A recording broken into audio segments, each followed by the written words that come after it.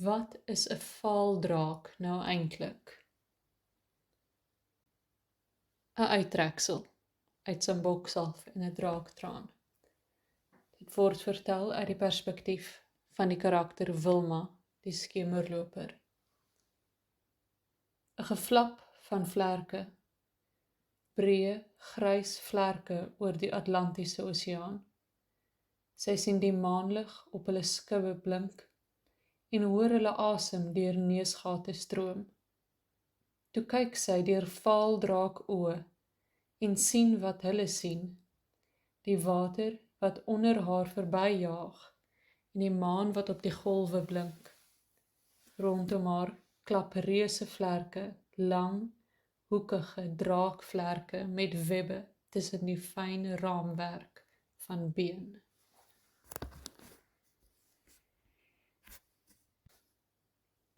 'n Tweede uittreksel, ook vertel uit die perspektief van Wilma, die skemerloper.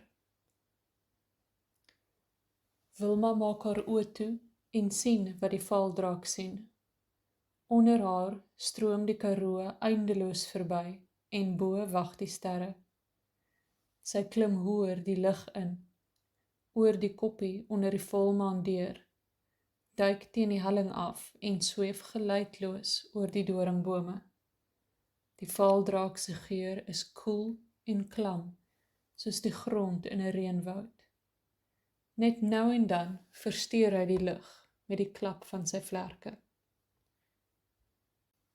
'n Derde uittreksel, hierdie keer uit die perspektief van die hoofkarakter Lizelle.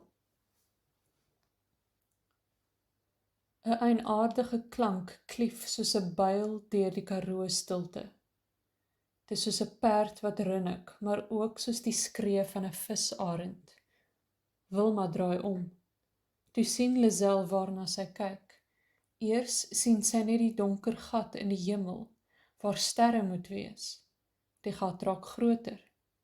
Uiteindelik val die maanlig op die vaaldraak se silwerige vlerke. Yslike vlerke. Lizelle wil skree, maar haar asem sit vas.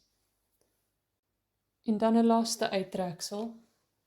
Hierdie keer is dit 'n gesprek tussen Lizelle en Wilma. Eerste praat Lizelle en dan antwoord Wilma haar.